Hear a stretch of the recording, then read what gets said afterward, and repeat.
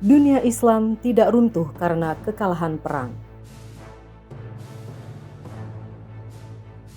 Ia hampir hancur karena perpecahan.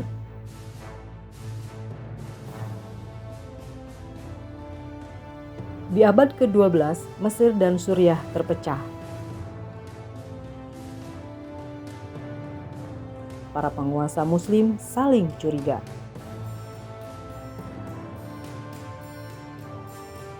Sementara tentara Salib menguasai Yerusalem dan bersiap menyerang lebih jauh.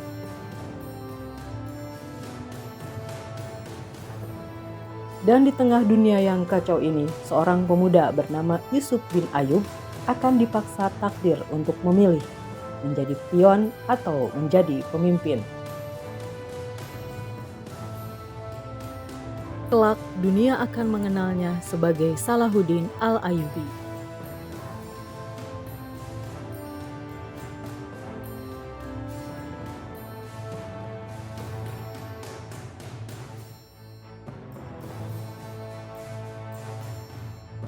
Dunia yang terancam.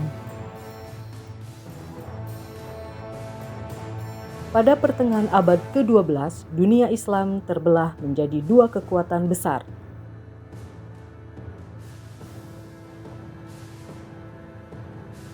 Di utara, Nuruddin Zengi, penguasa Suriah, berjuang melawan tentara Salib.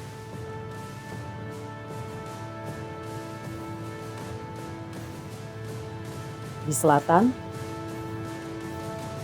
Mesir Fatimiyah kaya tetapi lemah, penuh intrik dan terancam jatuh ke tangan Salib. Bila Mesir jatuh, tentara Salib akan mengepung dunia Islam dari dua sisi. Nuruddin tahu satu hal, Mesir harus diamankan atau Yerusalem tak akan pernah bisa dibebaskan. Maka ia mengirim jenderalnya yang paling keras dan paling berani, Asad ad-Din Shirkuh. Dan di belakang Shirkuh ikut seorang perwira muda, Salahuddin. Salahuddin masuk dunia politik Mesir. Mesir bukan medan perang biasa, ini adalah sarang intrik.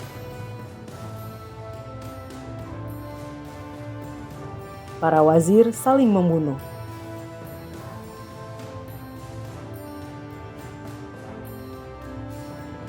Penguasa boneka.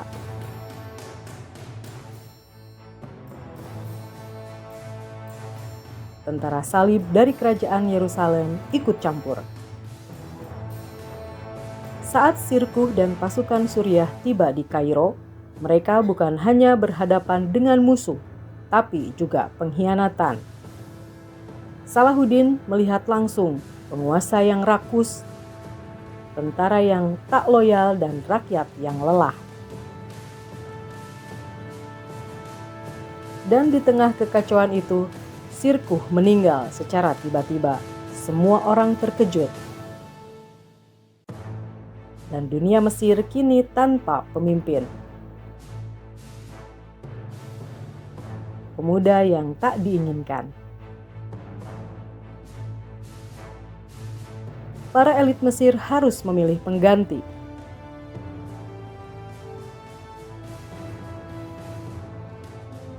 Mereka tidak memilih jenderal tua.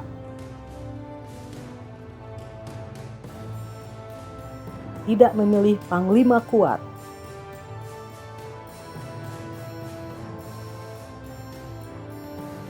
Mereka memilih Salahuddin.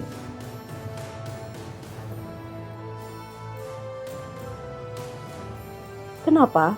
Karena mereka mengira dia muda, dia bisa dikendalikan. Tapi mereka salah besar. Pada usia sekitar 30 tahun, Salahuddin resmi menjadi wazir Mesir.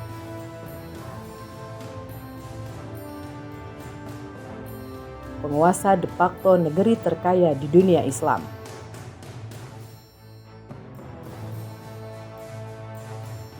Seorang pemuda duduk di kursi yang dipenuhi racun.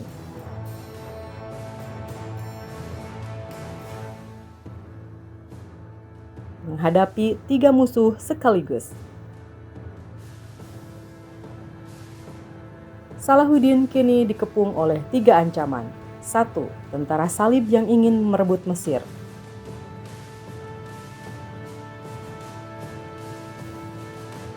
2. Sisa elit Fatimiyah yang ingin membunuhnya.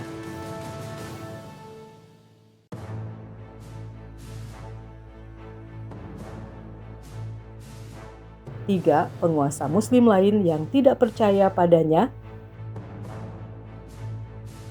Ia tidak punya alasan untuk gagal.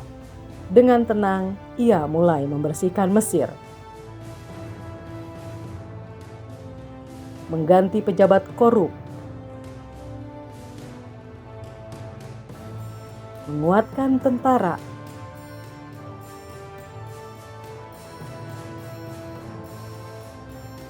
Mengamankan pelabuhan dan benteng.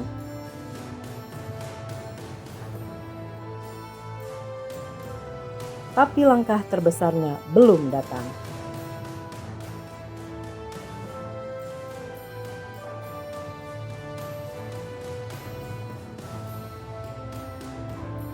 Keputusan paling berharga. Selama 200 tahun, Mesir dikuasai kekhalifahan Fatimiyah Syiah.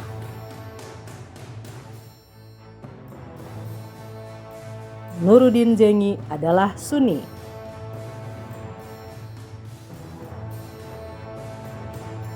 Dan Salahuddin tahu, selama Mesir tidak bersatu secara ideologi, dunia Islam akan tetap lemah. Maka ia melakukan sesuatu yang sangat berisiko.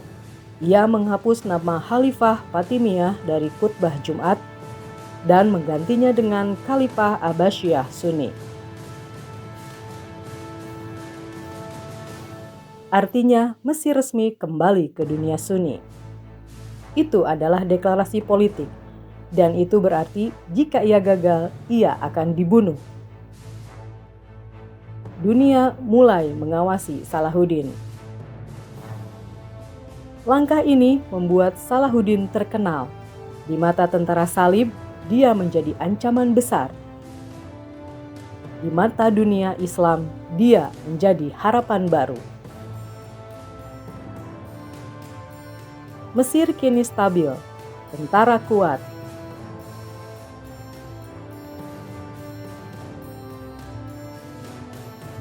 ekonomi hidup,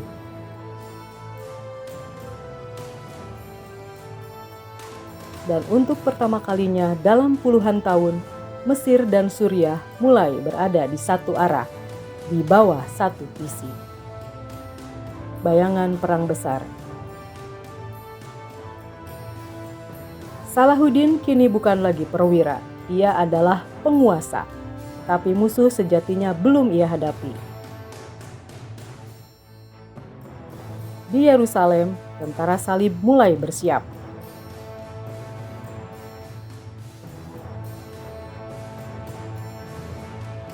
Dan di Suriah, kekosongan kekuasaan akan segera membuka perang saudara.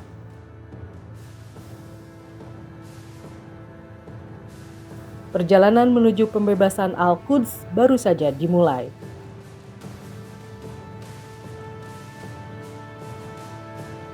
Terima kasih sudah menyimak sampai akhir. Silakan subscribe dan share channel ini. Sampai jumpa di episode selanjutnya dari kisah ini.